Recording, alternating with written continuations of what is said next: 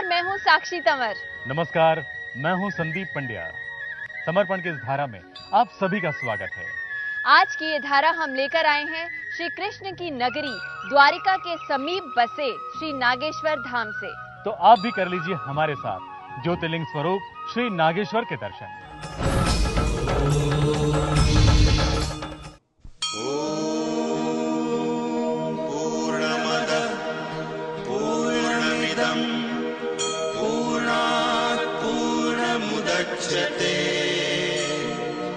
पूर्णस्य पूर्णमादाय पूर्णमेवावशिष्यते।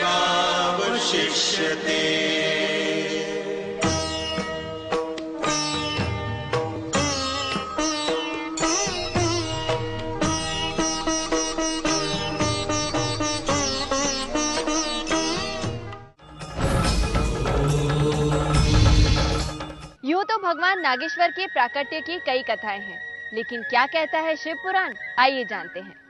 सदा भवानी दाहिनी सन्मुख रहे गणेश, पांच देव मिले रक्षा करे, ब्रह्मा विष्णु महेश। कोई दैत्य था दारू का नाम का, वो लोगों को सताया करता था। तो किसी राजा को उसने बंदी बना लिया था। तो उन्होंने भगवान की आराधना की, तो भगवान ने उनकी रक्षा की, तो दुष्ट का नाश किया और शिवलिंग के रूप में विद्यमान है। एक सुप्री नाम का कभी एक भक्त था, कहते हैं राजा था, और भगवान शंकर की आराधना में वो लगा रहता था। नित्य वो भगवान शिव की आराधना करता हुआ शंकर की स्तुति करे, मंत्र जप इत्यादि करता था। इसी बीच में एक दारुक नाम का राक्षस जो शिव विरोधी था, वो पूजा का ही विरोध करता था, धर्म का विरोधी था, वो उसकी पूजा को विनष्ट करने के लिए आ गया।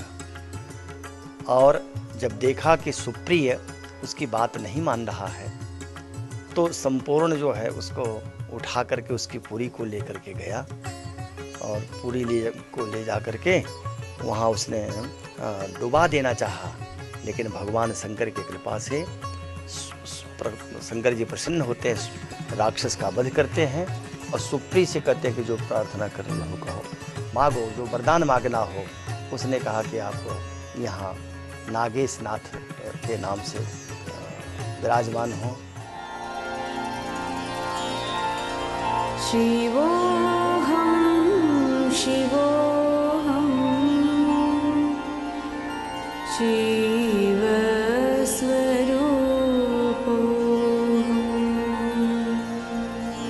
हरि ओम यजमानल्लाड्बालजलकं कुर्यादं स्वस्ति न इन्द्रो गततवाः स्वस्ति न पूषा विश्ववेदाः स्वस्ति नक्षारक्षो हरिष्ठनेमि स्वस्ति नो बृहस्पतिर्दधातु।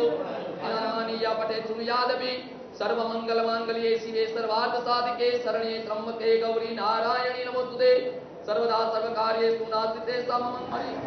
आंखों से जल लगाइए, थोड़ा सा जल अपने आंखों से लगाइए। तो हाथ जोड़ी भगवान के सामने, मैं जिस भगवान को नाम बोलूं आप उनको नमस्कार करता हूं। ज्योतिर्लिंगाय बड़ी नागेश्वर ज्योतिर्लिंगाय नमः। तेनाय प्रमाणेन पुण्य पुण्यहं दीर्घमायुरस्तु भवन्तु ब्रुवन्तु अस्तु पुण्य पुण्यहं दीर्घमायुरस्तु। प्राय जितने भी शिव मंदिर हैं, पूजा का एक ही विधान है कि वेद मंत्रों से उनका अभिषेक किया जाता है। भगवान शंकर अभिषेक से प्रसन्न होते हैं, उनके ऊपर बेलपत्र चढ़ता है और आग का फूल, धतूरे का फूल चढ़ते हैं, बेलफल चढ़ते हैं और उनका नाम का जप किया जाता है।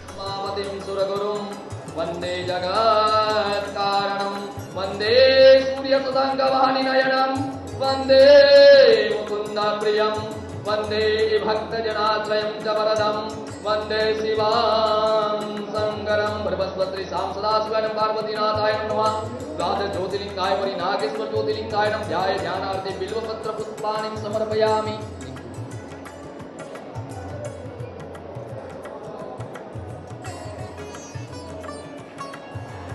भगवान शंकर का पूजन अर्चन करना चाहिए। दर्शन करने से पातक तो नष्ट होते हैं, रोग शोक का भी शमन हो जाता है, धन धान्य की वृद्धि होती है, सुख समृद्धि बढ़ती है, संतान की प्राप्ति होती है, संतानों का उत्कर्ष होता है और भगवान शंकर की कृपा से शरीर त्याग करने के बाद शिवलोक को व्यक्ति चला जाता है। यहाँ महिम्न स्तोत्र, पंचाक्षर स्तोत्र, रुद्राष्टक का पाठ करे जो गोस्वामी तुलसीदास जी द्वारा रचित है, या फिर पशुपति अष्टक को करे। जो भी शंकर जी के जितने स्तोत्र कहे गए हैं उनमें से किसी का भी पाठ करता हो तो शंकर जी की कृपा प्राप्त हो जाती है। मंत्र पुष्पांजलिर्थे पुष्पाणि बिल्वपत्राणि समर्पयामि।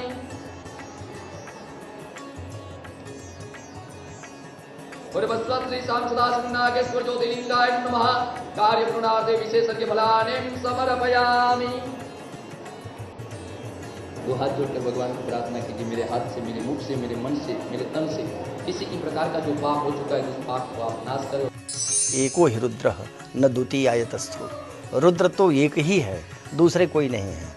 ये एकादश रूपों में रहते हैं, एक ही हैं और मंत्र सब रुद्राष्टाध्यायी के या शिव पुराण के जो भी मंत्र हैं, शिव स्तोत्र सब सारे देवता शंकर जी के लिए, चाहे द्वादश ज्योतिर्लिंग हो या अष्टमूर्तियों में कोई मूर्ति हो, तो सब मंत्र तो वही हैं। पर यह है कि स्तुतियाँ अनेक होते हुए भी भवानी के सहित, यहाँ उमा के सहित शंकर जी विराजते हैं, तो तम विश्वनाथ उमया सहितम नमामि, या जो कर्पूर गौरम करुणावतारम संसार सारम भुजगेंद्रहारम सदा वसंतम हृदयारविंदे भवम भवानी सहितम नमामि। विहितम विहितम वा सर्वमे तत्समक्ष्वा जय जय करुणाब्दे श्री महादेव शंभो असित गिरि समं स्यात् गज्जलं सिन्धुपात्रे सुरधर वरुषाखा लेखनी पत्र मुर्वी लिखति यदि गृहीत वा शारदा सर्वकालं तदपि तव गुणानां मीशपारं न याति। त्वमेव माता च पिता त्वमेव त्वमेव बन्धु य सखा त्वमेव।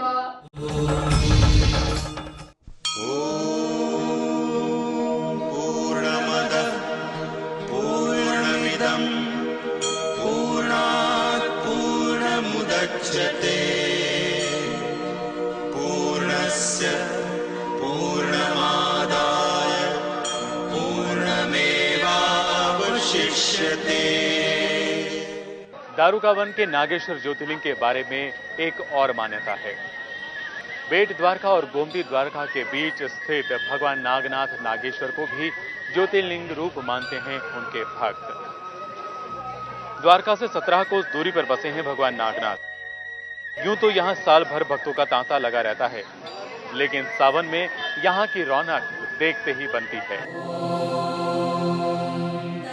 पुरुषाय विद्महे महादेवाय धीमहि तन्नो रुद्रः प्रचोदयात्।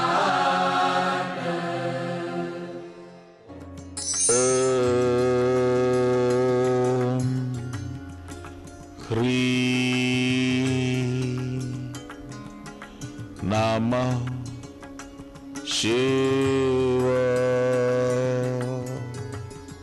ये साधना करने से शिव और शक्ति दोनों की कृपा उनको प्राप्त होती है।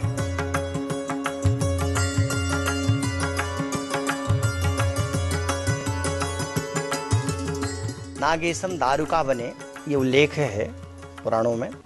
तो ये गुजरात जब भेट द्वारिका एक स्थान है, जाते हैं जब द्वारिकानाथ के दर्शन के लिए, द्वारिकाधीश के दर्शन के लिए, तो रास्ते में ही ये भेट द्वारिका पड़ती है।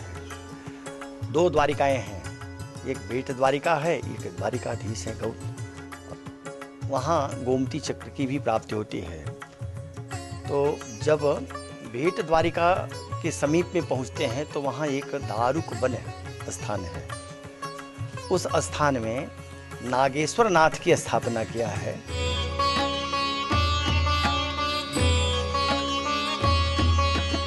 ओम पूर्णमदः पूर्णमिदं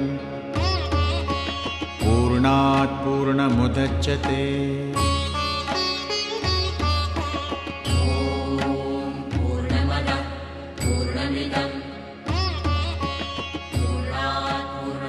मुच्यते।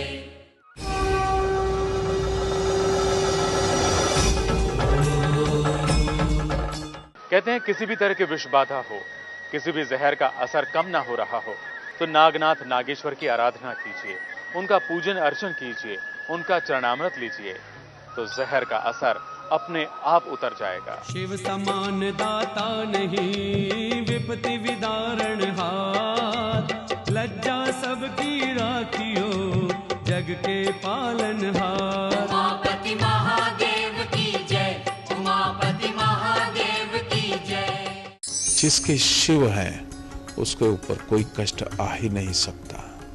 शिव अनंत, शिव कृपा अनंता।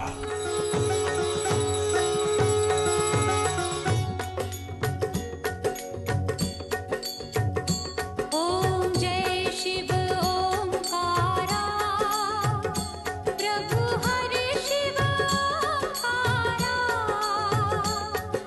ब्रह्मा विष्णु सदा शिव, ब्रह्मा विष्णु सदा शिव, अर्धांगी धारा। ओम जय शिव ओंकारा। वैसे तो भगवान नागेश्वर अनादि हैं, सतयुग से उनकी पूजा होती आ रही है, लेकिन द्वापर में उनकी पूजा का प्रमाण मिल रहा है। कहा जाता है कि अपने अज्ञातवास दौरान पांडवों ने यहीं पर निवास किया था। यहाँ एक पानी का कुंड था। एक बार पांडवों को प्यास लगी, तब अपने परिवार की और अपनी प्यास बुझाने के लिए भीम इस कुंड के किनारे पानी लेने पहुंचे। तभी भगवान नागेश्वर ज्योतिर्लिंग के उसे दर्शन हुए। बाद में भगवान श्री कृष्ण के सुझाव पर ही पांडवों ने यहाँ पर नागेश्वर ज्योतिर्लिंग की स्थापना की।